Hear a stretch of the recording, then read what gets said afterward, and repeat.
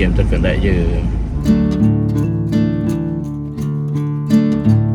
Laluan menghada ke Kelang.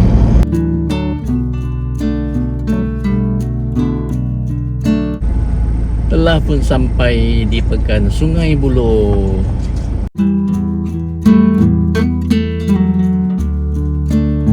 Baru saja memasuki sempang Pantai Jeram, medan ikan bakar di Pantai Jeram. Dia buka waktu malam aja.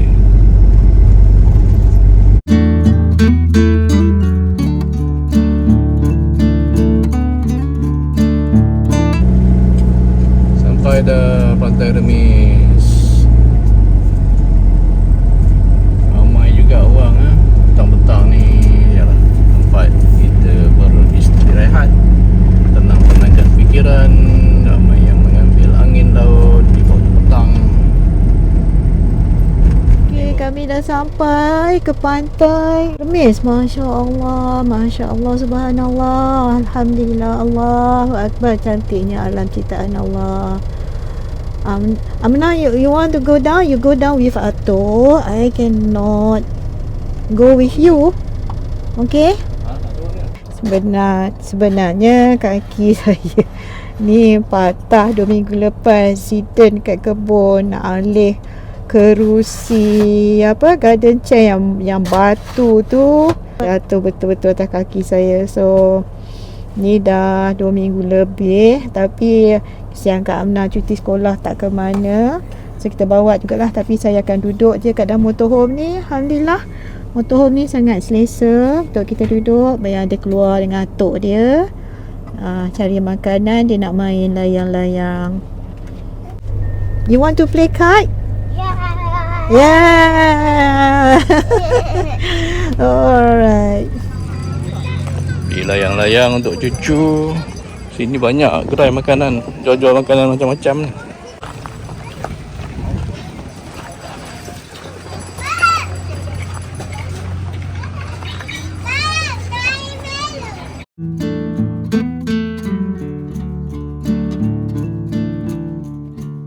Suasana pantai di waktu petang. Cabut. Nak pegang je. Pegang macam ni je. Kalau nak lagi tinggi, naikkan. Kalau nak lagi tinggi, lepaskan.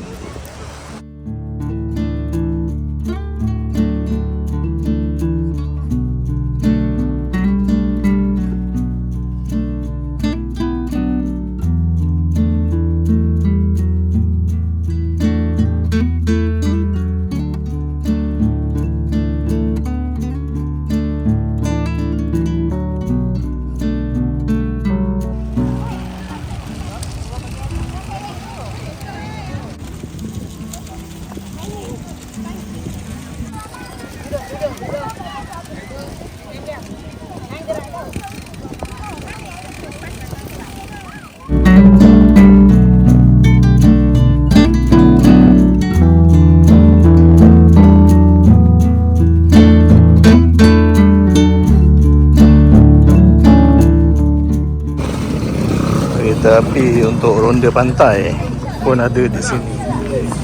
Kelapa dengan? Kelapa dan coklat. Coklat. Lagi ada apa? Ada rendang daging, BBQ ayam, kacang kaya. Kacang kaya. Pau 3 ketul, pau kelapa, pandan dengan kaya.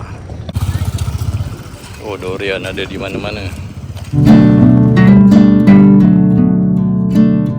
Balik ke motorhome. Cukuplah outing untuk petang ni. Hari pun dah malam.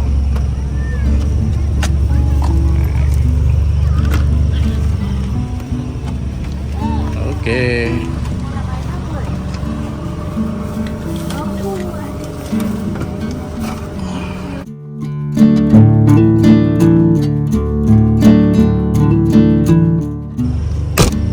Okey, setakat ni aja video kami untuk hari ini. Hari pun dah beransur senja, maka kami pun beransur pulang.